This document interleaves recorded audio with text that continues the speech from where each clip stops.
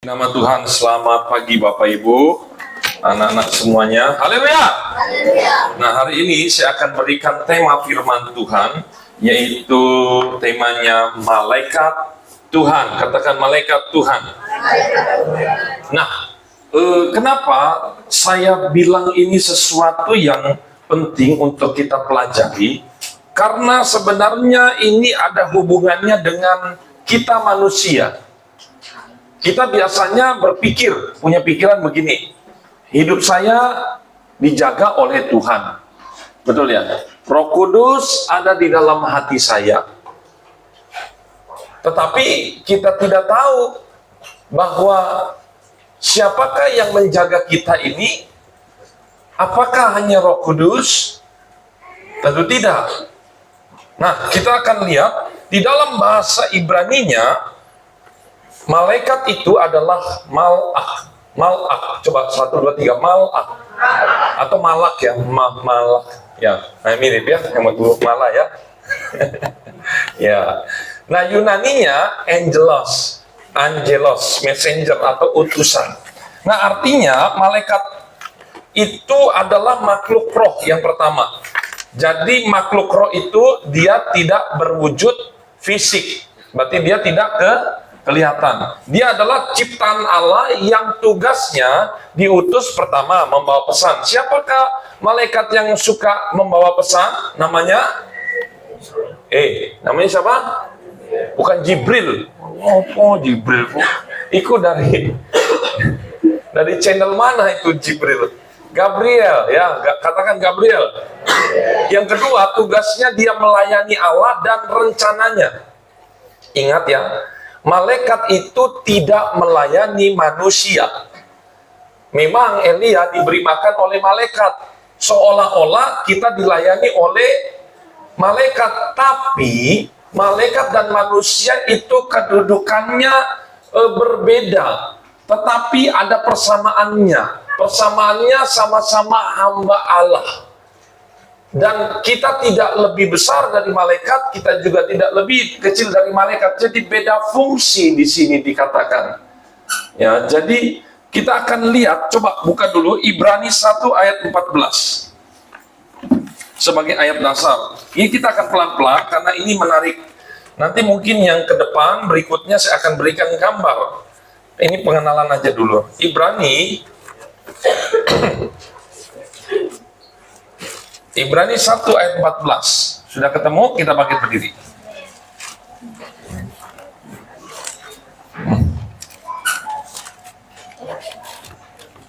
Ya, kita baca dalam hitungan ketiga. 1, 2, 3. Bukankah mereka semua adalah roh-roh yang melayani, yang diutus untuk melayani mereka yang harus memperoleh keselamatan? Silakan duduk. Nah, lihat, kalau kita lihat di sini tentang siapakah ini, coba perikopnya judulnya adalah di ayat 5 itu di atas siapa? Anak Allah lebih tinggi daripada malaikat-malaikat. Tapi dalam waktu yang sementara itu Yesus itu lebih rendah statusnya dari malaikat. Bukan berarti kok Yesus lebih rendah. Iya, memang karena dia dikatakan mengosongkan dirinya dan menjadi sama seperti manusia, malaikat kudus. Dan Yesus dijadikan dosa, bukan dia berdosa, dijadikan menanggung yang dosa kita. Dia tidak berdosa. Saya selidiki, hanya bahkan di kitabnya yang sebelah, hanya satu-satunya nabi yang tidak melakukan dosa dari lahir sampai mati, hanya Nabi Isa. Betul itu. Saya selidiki, semuanya melakukan dosa. Bahkan ayatnya pun ada. Bisa kita bayangin, ini seorang nabi. Nabi adalah selatanya lebih tinggi iman dan percayanya. Berarti kalau nabi dia lebih tinggi dan dia dikatakan Nabi Isa adalah suci dan kudus, berarti selain Isa, selain Yesus, apalagi orang-orang biasa, tidak ada satu pun, katakan tidak ada satu pun, Orang yang suci. Berarti hanya siapa? Hanya Yesus. Kalau kita melihat begitu, kenapa kita tidak bertanya-tanya? Bukankah semua manusia itu jatuh dalam dosa dan sudah berdosanya? Kenapa cuman ini yang suci? Satu-satunya makhluk dari awal sampai akhir, sampai sekarang, belum ada yang dikatakan orang suci, sekalipun itu paus. Sebelum jadi paus mungkin dia berdosa, tapi sudah jadi paus pun kita juga mana tahu dia berdosa apa enggak, betul kan? Karena ada dosa yang kelihatan dan dosa yang tidak kelihatan. Nah, Kolose 1 ayat 16, coba kita pelan-pelan dulu. Maaf ya. Kolose 1 ayat yang ke-16. Kita lihat di sana. Sudah ketemu, kita baca 1, 2, 3. Karena di dalam Dialah telah diciptakan segala sesuatu yang ada di sorga dan yang ada di bumi, yang kelihatan dan yang tidak kelihatan, baik singgasana maupun kerajaan, baik pemerintah maupun penguasa, dan untuk Dia. Ini keren banget nih. Segala sesuatu diciptakan oleh Dia dan untuk Dia. Artinya semuanya, kalau saya ciptakan kursi ya untuk saya duduk. Saya ciptakan malaikat untuk melayani saya. Artinya betul Tuhan tidak butuh kita. Kalau misalnya butuh itu sejajar, setara. Ya, kalau barter itu saling membutuhkan, betul kan? Saya punya uang, Bapak Ibu punya padi, ayo kita tukeran. Tapi masalahnya semua yang kita miliki semua punya Tuhan. Artinya kita butuh Tuhan, Tuhan nggak butuh kita. Kalau Tuhan mau ambil, ambil aja. Makanya kenapa salah satu poin kita percaya bahwa Tuhan tidak butuh kita, manusia mengalami kematian. Makanya Salomo berkata, aduh sia-sia banget ya, saya sudah ngumpulin harta banyak, saya sudah setiap hari belajar, dari siang, malam, pagi, wah belajar terus. Tapi untuk siapakah semuanya ini? Semuanya sia-sia aja. Sehebat-hebat manusia, semua akan dikembalikan. Hanya pinjam, tidak ada. Kan mati dengan telanjang, lahir dengan telanjang, mati dengan telanjang. Kutipan siapakah itu? Ayub. Ya, betul. Lihat di sini. Tujuan saya membawakan ini hubungannya adalah karena, perhatikan baik-baik, ini penting. Karena kita paling sering kontak sebenarnya. Katakan kontak. Arti kontak apa? Berhubungan. Kita sebenarnya paling sering berhubungan secara langsung dengan malaikat, sadar atau tidak sadar. Jadi hari ini kita harus punya prinsip, tidak kenal maka tidak sayang. Tidak kenal maka kita tidak menghargai. Tetapi ingat, kita tidak menyembah malaikat. Kalau begitu, poin yang pertama, catat baik-baik, malaikat adalah makhluk roh yang diciptakan Allah. Ingat ya, makhluk roh. Sedangkan manusia bukan makhluk roh saja. Manusia lebih bervariasi. Di dalam tubuh manusia ada tubuh, ada jiwa, ada roh. Tapi khusus untuk malaikat, dia tidak punya jiwa, dia tidak punya tubuh, hanya punya roh. Ini yang pertama. Yang kedua, Allah tidak pernah menciptakan iblis. Iblis adalah malaikat yang tidak mau tunduk kepada Allah. Karena kita punya prinsip, Allah tidak pernah menciptakan sesuatu yang jahat. Allah adalah kasih. Allah, di dalam Allah bukan kasih. Jadi di dalam sifat Allah adalah kasih, bukan. Tapi firman Tuhan katakan Allah adalah kasih itu sendiri. Beda ya, sifat kasih sama kasih itu sendiri, itu beda. Jadi kita mau lihat ada perbedaannya. Ingat, iblis tadi adalah malaikat yang tidak mau tunduk kepada Allah. Nah, ini nih yang unik nih. Tetapi ternyata kita berbeda dengan ajaran sebelah tetangga kita. Dikatakan setan itu itu diciptakan Allah. Bahkan di situ secara tertulis, setan itu diciptakan dari api yang sangat panas. Tapi katanya bukan api neraka. Saya nggak tahu api yang sangat panas itu seperti apa. Nanti saudara cek sendiri. Terus kita berpikir, kalau Allah mereka menciptakan setan, untuk apa tujuannya? Saya mau nanya, ada setan baik?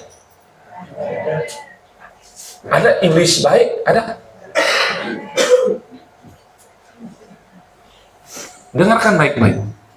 Hanya satu ajaran yang menentang seluruh ajaran-ajaran setan.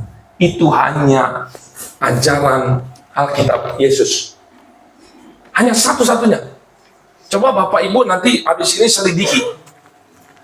Mulai dari agama, saya nggak mau sebut karena ini direkam. Agama kita ada di 5 ini siapanya 1, 2, 3, 4, 5. Coba lihat. Mulai dari mana-mana mereka ada berkompromi. Coba aja cek sendiri, ini benar-benar. Saya nggak ngomong bohong, betul. Sok agama apa? Pasti dia akan berkompromi dengan pekerjaan iblis. Ada yang namanya, bahkan tetangga kita ada namanya jin jahat, ada jin, betul kan, ada jin baik kan? Betul kan? Jin yang bisa sembahyang, betul kan? Ada. Ini bukan sesuatu yang ngarang-ngarang, tetapi cuma satu-satunya ajaran yang mengatakan semua iblis, setan itu bertentangan dengan Allah. Dan kita tidak bisa berkompromi dengannya. Ya ini, cuman ini. Kristen. Ingat ya, cuman ajaran Yesus yang menentang. Yesus ada pernah disebut menego-nego, bekerja sama dengan iblis? Tidak ada. Cuman satu-satunya. Serius ini. Katakan kiri kanan, satu-satunya. Karena supaya kita tahu perbedaan kita dengan agama yang lain, kita ini satu-satunya yang sangat menentang, bukan 99%, 100% menentang iblis dan pekerjaan setan. Cuman ini. Yang lain masih berafiliasi, ya, bekerja sama. Yang berikutnya,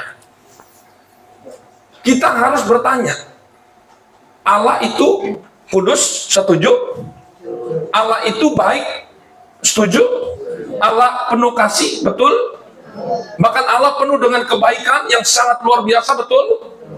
Apakah bisa ia disebut Tuhan kalau dia menciptakan sesuatu yang jahat? Nah, di sini kita bisa bertanya-tanya. Kalau Allah menciptakan sesuatu yang jahat, berarti dia nggak sepenuhnya penuh dengan kebaikan. Bisa dilihat di sini? Ya, betul ya? Sedangkan sifat-sifat iblis itu tidak ada yang baik. Iblis menurut firman Tuhan, dia adalah apa? Penipu. Adalah bapa segala dusta. Nah, berarti Allah kok menciptakan sesuatu yang jelek, yang dusta? Ingat ya, Allah di dalam Alkitab tidak pernah menciptakan setan ataupun iblis, tidak.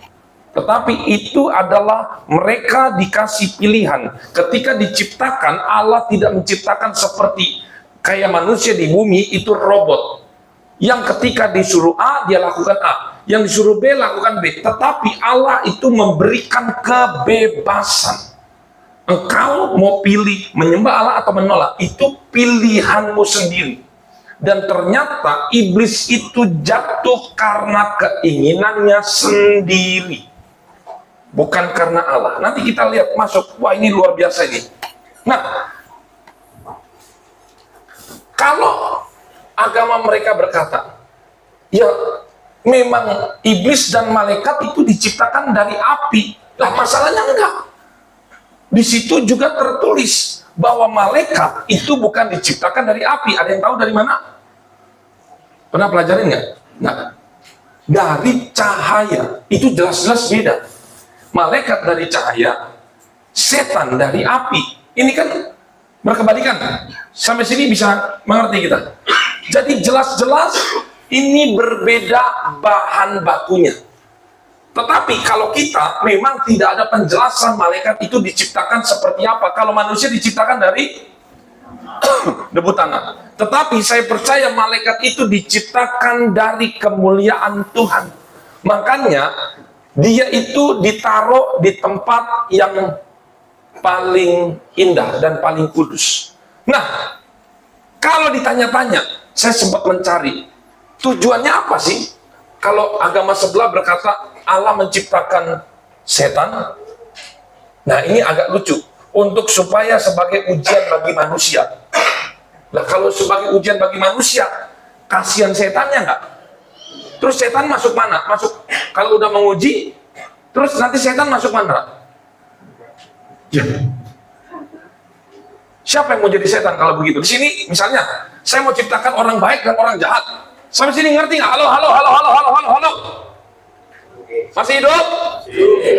Saya Tuhan, saya mau ciptakan orang baik dan jahat. Oke, siapa yang mau baik angkat tangan? Angkat tangan. Oke, turun. Yang mau jahat angkat tangan.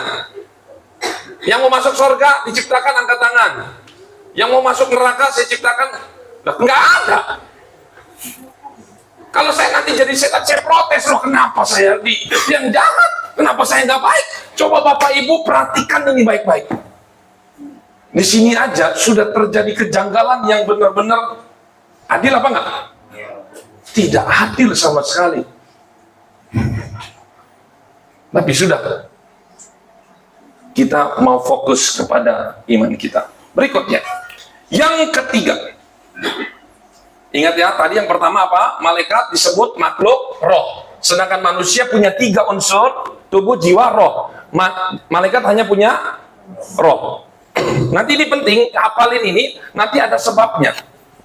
Yang kedua, Allah tidak pernah menciptakan iblis. Karena iblis dan malaikat berhubungan. Iblis adalah mantan malaikat.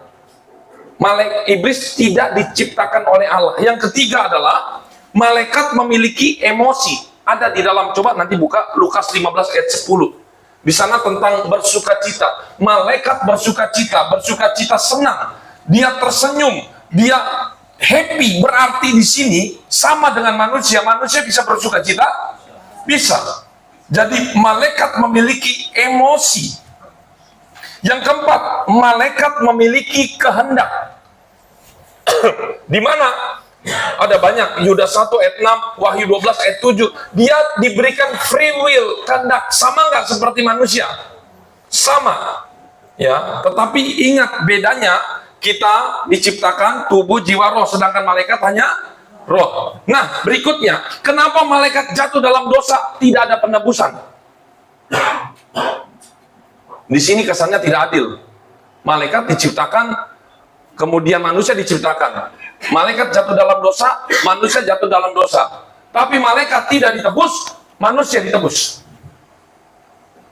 Ayo, mau tahu jawabannya? Cowel, kiri kanan, dengarkan baik-baik. Nah, saya jawab yang pertama. Yang pertama, karena malaikat itu diciptakan, pertama, dari kemuliaan. Dari kemuliaan.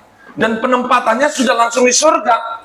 Harusnya tidak ada unsur yang mengganggunya di sana. Di surga itu semuanya steril. Semuanya bersih. Sedangkan manusia diciptakan, firman Tuhan dikatakan, Adam dan Hawa diciptakan dari apa? Debu dan tanah, dari sesuatu yang hina. Itu dia. Kualitasnya ini grade-nya bukan grade B lagi. Bukan kualitas super lagi. Kualitas ele-ele ini. Sesuatu yang hina.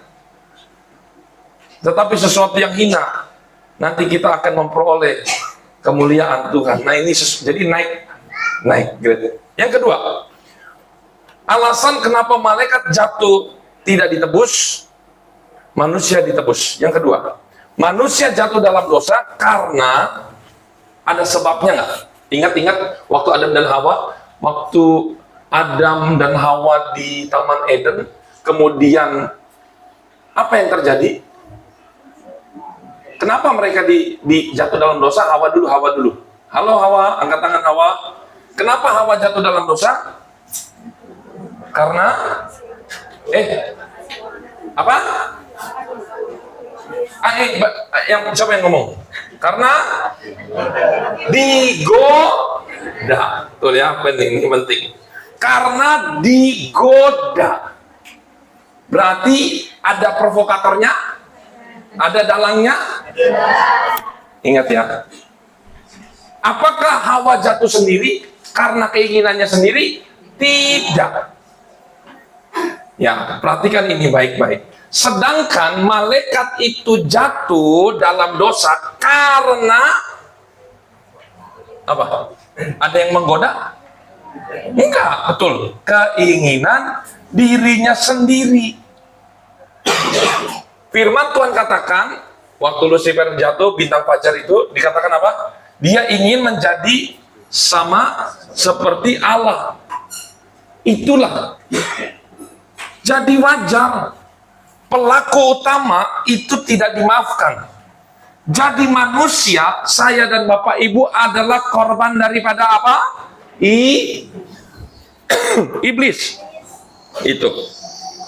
Yang ketiga, jadi wajar ya. Jadi bukan sesuatu yang lahir dari kita, tetapi kita digoda. Ya. Yang ketiga, ini penting. Ingat tadi malaikat diciptakan dari apa? Roh. Iya, kemuliaan. Kemudian terdiri dari apa? Roh saja. Sedangkan manusia, roh, jiwa, tubuh. Ya, tubuh, jiwa, roh. Nah, ini yang menjadi penting di sini. Ingat, konsep penebusan itu harus ada barter. Firman Tuhan berkata, apa? Nyawa ganti nyawa. Upah dosa adalah maut. Maut artinya mati. Nah, ini menjadi celakanya di sini malaikat. Kenapa dia tidak bisa ditebus? Karena sifat roh itu kekal. Katakan kekal. Nah, kalau kekal itu artinya tidak bisa dimatiin. Makanya Bapak Ibu, kenapa ada neraka penghukuman? Kenapa Tuhan tidak matiin aja malaikat seperti kucing dan anjing? Mati, plek, dibunuh mati. Masalahnya nggak bisa. Malaikat didesain untuk ciptaan roh yang kekal, tidak bisa dimusnahkan, makanya hanya bisa dikurung. Di situ dia, kasihannya mereka. Sedangkan manusia, kita beruntung dari debu dan tanah. Inilah untungnya lebih baik yang dari bawah. Karena manusia bisa mengalami yang namanya kematian. Darah ditebus dengan darah. Makanya Yesus itu datang ke dunia. Yesus kan roh atau daging? Roh aslinya. Roh bisa mati apa enggak? Enggak bisa. Roh itu kekal. Makanya Yesus jadi manusia sebagai daging supaya bisa mati. Ingat, Yesus itu ke dunia bukan untuk nyembuhin orang sakit. Bukan untuk memberi orang makan. Bukan. Yesus datang ke dunia untuk mati, menebus. Karena konsep ini penting dan sangat harus kita pahami, bahwa hanya satu-satunya cara Tuhan menyelamatkan kita, yaitu Dia mati. Masalahnya kalau, ingat siapa tadi? Manusia yang suci dari awal sampai akhir, siapa tadi? Isa. Itu Yesus. Ya sudah. Bagaimana kalau dia kotor, menebus yang kotor, bisa nggak? Nggak bisa. Jadi kita tahu, yang ketiga, kenapa manusia ditebus, malaikat tidak ditebus? Karena manusia bisa mati. Malaikat tidak bisa mati. Sedangkan penebusan butuh barter, nyawa ganti nyawa. Kita punya darah, malaikat tidak punya darah. Itu dia. Jadi ada 3 ya. Jadi kita ngerti. Nanti jangan tanya-tanya lagi, kenapa malaikat itu nggak ditebus? Ini pilih kasih, bukan begitu. Kita bersyukur debu dan tanah ada maksudnya supaya kita bisa ditebus. Kita bisa ditebus oleh darah Yesus. Yang keempat, kenapa malaikat tidak ditebus, kita ditebus? Nah ini dia. Jawaban keempat ini yang paling menurut saya nggak perlu diabaikan. Karena semuanya oleh kasih karunia Tuhan. Kepada ciptaannya ini hak penuh. Manusia dijadikan anak, malaikat dijadikan pelayan. Itu suka-sukanya Tuhan. Kalau saya punya 10 ciptaan, saya mau datang kepada siapapun, itu terserah saya. Jadi ini, saya katakan, ingat, bukan karena kita juga dari debu dan tanah, bukan karena kita itu diciptakan dari sesuatu yang hina, tetapi segala sesuatunya adalah kasih karunia Allah. Ingat ya. Terus masuk berikutnya. Alasan kita harus mempelajari malaikat. Ini poin puncak saya. Karena malaikat itu adalah rekan kerja kita yang setia, yang tidak pernah meninggalkan kita dalam kondisi apapun. Sebenarnya dia selalu setia menemani kita. SKB, syarat ketentuan berlaku. Ya, ingat, ini penting SKB-nya. Nanti kita akan lihat. Coba buka dulu Matius 18 ayat yang ke-10. Matius 18 ayat yang ke-10. Ingat ya, kita pelajari tentang malaikat karena ini partner kita. Jadi jangan pikir kita kemana-mana jalan sendiri, enggak. Ada yang selalu menemani kita. 18 ayat 10 kita baca. 1, 2, 3. Ingatlah, jangan menganggap rendah seorang dari anak-anak kecil ini. Karena aku berkata kepadamu, ada malaikat mereka di surga. Tuh. Yo. Jadi, ini ceritanya tentang anak-anak kecil yang disesatkan oleh orang-orang besar. Makanya harus diajari dengan baik. Nah, ini Yesus katakan, hati-hati. Bahkan seorang anak kecil yang tidak dihargai oleh orang dewasa saja, yang kalian pikir ini mereka tidak berharga, mereka itu ada yang melihat, ada yang menjaga anak-anak kecil ini. Siapa penjaganya? Malaikat-malaikat. Terus, kalau kecil dijaga, kalau sudah dewasa hilang. Ayo. Enggak. Ini penjagaan permanen. Makanya Bapak Ibu, menurut saya pernah belajar dari ada yang mantan-mantan dukun begitu, itu tahu nggak? Menurut mereka, ini menurut mereka ya, bukan menurut saya. Menurut mereka, kenapa itu ari-ari itu dikubur harus pakai kembang, pakai apa semua? Itu kata mereka adalah saudara kembar, betul ya? Ternyata bukan hanya saudara kembar, secara spirit.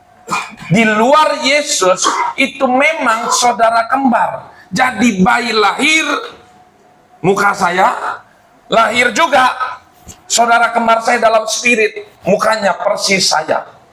Saya bertumbuh menjadi umur 50, dia juga menjadi 50. Menjadi mati, dia mati. Makanya ketika nanti sudah selesai saya itu dikubur, terus kemudian nanti ada yang saya minta bakso gitu. Oh, Om Jerry minta bakso katanya.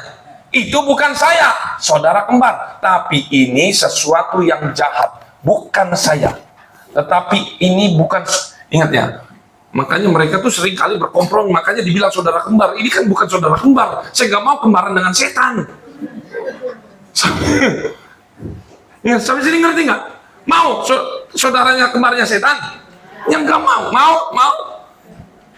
Nggak mau kan?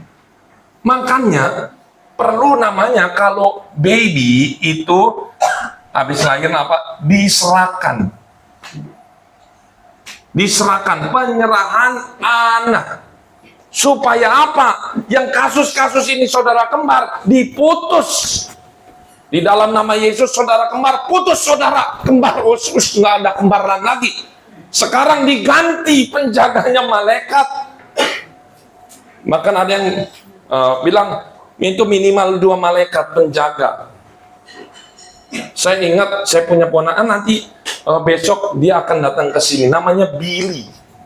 Ya, sekarang udah tinggi besar. Saya ingat waktu dia kecil, Bapak Ibu siapa yang pernah lewat Pantura? Lewat Pantura, nah, kalau enggak Jalan Krian, ya, Jalan Krian begitu. Itu tapi bukan Pantura kan, tapi itu serem ya. Krian yang jalannya bos, ngomong gitu ya.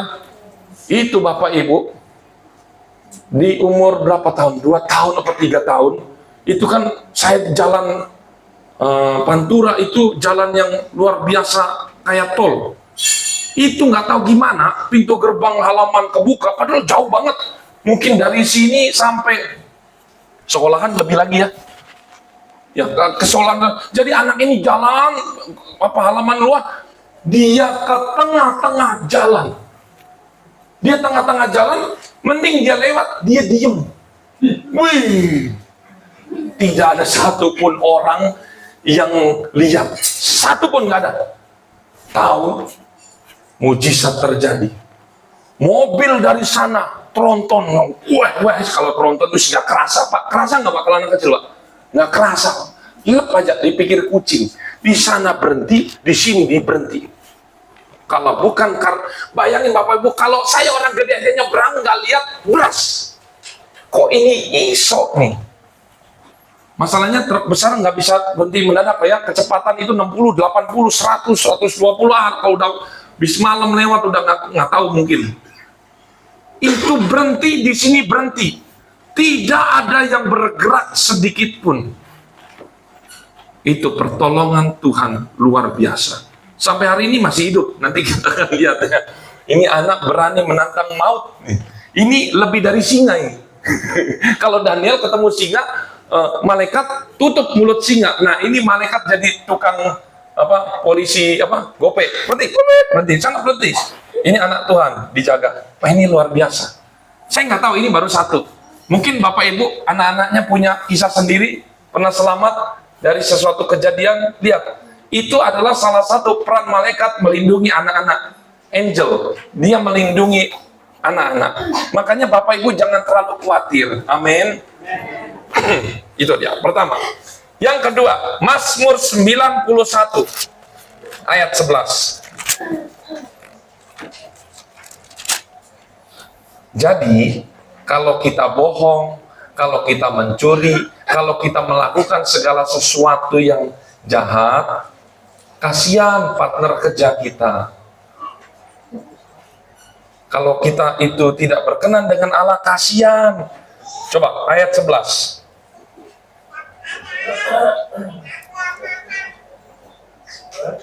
Nah, 91 ayat 11. Sebab malaikat-malaikatnya akan diperintahkannya kepadamu untuk menjaga engkau di segala jalanmu.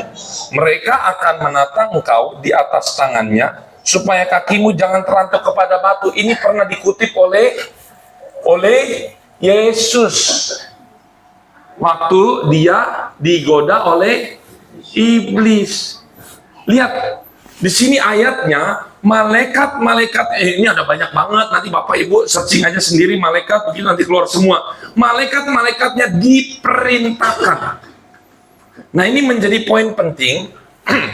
Kalau memang, coba sini Jason, sini. Misalnya ini anak Tuhan. Kemudian saya malaikatnya diperintahkan. Bisa nggak Jason ini, anak kecil ini perintahkan saya? Bisa? Tidak bisa. Ini maksudnya diperintahkan siapa? Tuhan yang perintahkan. Saya partner pelindungnya dia, tapi dia tidak bisa memerintah saya karena saya tidak lebih tinggi. Dia tidak lebih tinggi daripada saya. Karena kita semua adalah partner kerjanya Tuhan, sama-sama selevel. Cuman kenapa malaikat kok menjaga, rasanya kok malaikat lebih rendah? manusia lebih tinggi. Itu karena diperintahkan oleh Tuhan. Silakan duduk. Kira-kira Bapak Ibu begini, saya punya ilustrasi. Kalau kita, presiden, misalnya Prabowo datang ke sini, terus kemudian kita, emang presiden kalau hari biasa gitu datang, dia sendirian datang, bawa siapa dia? 1, 2, banyak. Terus kita bilang sama ajudan kepercayaannya, Ted, Tot, apa? Ted, bener kan? Ted, coba tolong kasih saya perlindungan. Ini saya mau begini, bisa nggak? Hah? Bisa dipukul. Kalau saya ngomong, Presiden Prabowo main ke rumah saya, terus tapi tanpa sepengetahuan Bapak Prabowo, saya ngomong, saya ngatur Teddy, minta tolong dong, tolong ini saya begini, ini begini, tolong apa segala macam. Nggak bisa. Saya nyuruh dia. Sampai sini mengerti? Kenapa? Karena dia bawahannya presiden. Dia hanya tunduk kepada presiden. Tapi kalau presiden suruh dia, saya minta tolong sama presiden, Pak Prabowo tolong, saya ini lagi ada yang musuhin saya, tolong Pak, bisa nggak ada yang jagain? Kemudian Pak Prabowo bilang, kirim ini semua 1 batalion, lindungi Pak Jerry. Bisa apa nggak? Bisa. Jadi, itulah hal yang sama harus kita lakukan. Kita jangan langsung berkata, meskipun mereka ada mungkin di samping kiri kita berkata, aduh tolong dong saya minta ini. Wah, itu nggak bisa. Pasti tidak akan didengarkan. Nanti malah larinya, kalau menurut agama sebelah, musyrik. Meminta mohon selain kepada Tuhan itu musyrik, itu dosa. Jadi yang harus kita minta tolong, bagaimana kita minta tolong kepada Tuhan. Tuhan tolong utuslah malaikat. Tuhan tolong jagai malaikatmu, menjagai rumah kami, memberikan kesehatan apa segala macamnya. Baru nanti atas perintah Tuhan dia menyuruh malaikat. Saya mau tanya, apakah ketika kita berkata Tuhan jagai saya, apakah Tuhan yang Maha Agung di atas itu datang dia jagain kita jadi satpam? Enggak. Saya mau nanya nih, ilustrasi nih. Yang bangun IKN siapa? Bapak siapa? Jokowi. Betul ya? Pertanyaan saya, pernah nggak dia pegang cangkul-nyangkul, masang mata? Ayo. Siapa yang bangun? Tukangnya, betul nggak? Betul. Tapi atas nama siapa? Jokowi. Makanya saya sangat percaya yang menciptakan langit bumi adalah Allah. Tetapi Allah adalah pemimpin leadernya. Nggak mungkin dia ngajarin satu-satu. Memang betul Allah menciptakan malaikat. Malaikat itu adalah penjaga. Malaikat adalah pekerjanya dia. Untuk apa ya dia bekerja? Kalau Allah yang bekerja terus malaikatnya diem. Hah? Nggak mungkin kan? Masa Allah yang gini, malaikatnya udah jadi semua, tapi Allah yang kerja sendiri. Ayo. Buat apa gunanya malaikat? Sampai sini kita harus mengerti. Segala sesuatu diciptakan dari dia dan untuk dia. Jadi ketika kita meminta tolong Tuhan sembuhkan, Tuhan tolong, itu dia akan mengutus malaikat.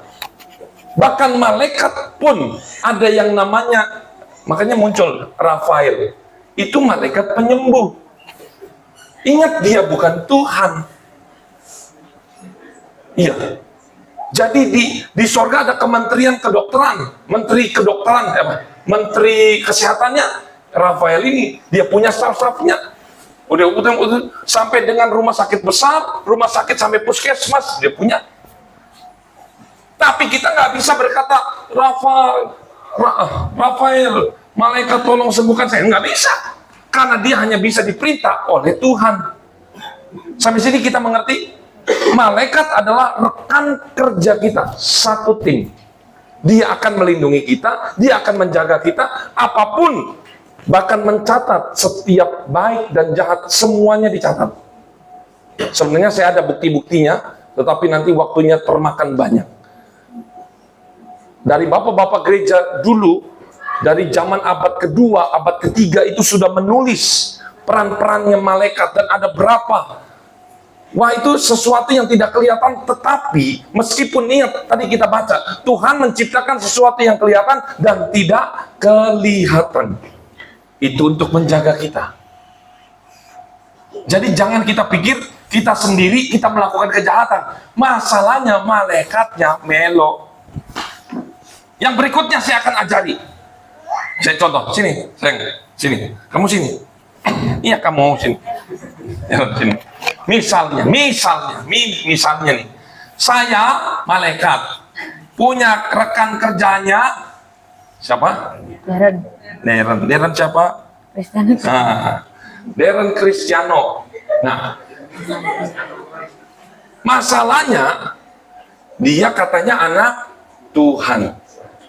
Dia katanya harusnya anak Tuhan mencerminkan kasih. Tapi saya kan penjaganya dia, partner kerjanya.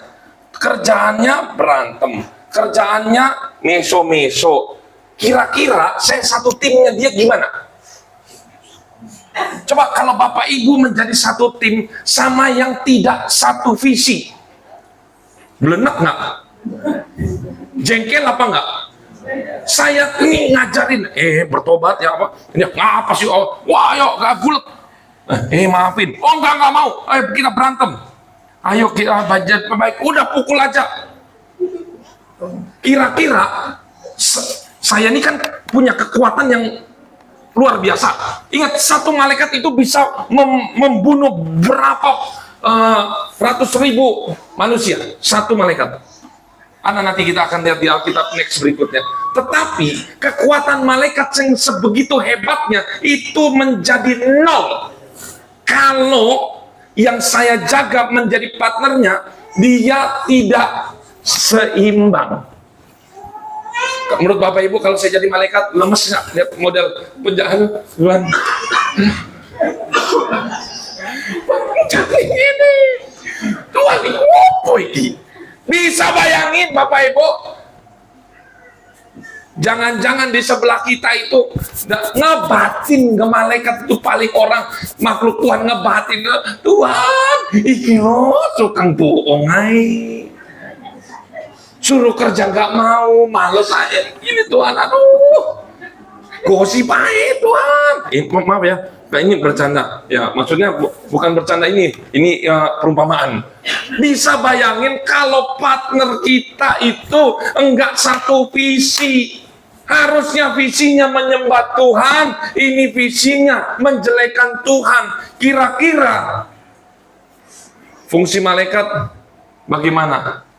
Nggak suka berdoa, nggak suka menyembah Tuhan, malas-malasan, akhirnya partner, ngapain kamu dulu? Males aku wis lah, jadi vakum, nggak ada loyo.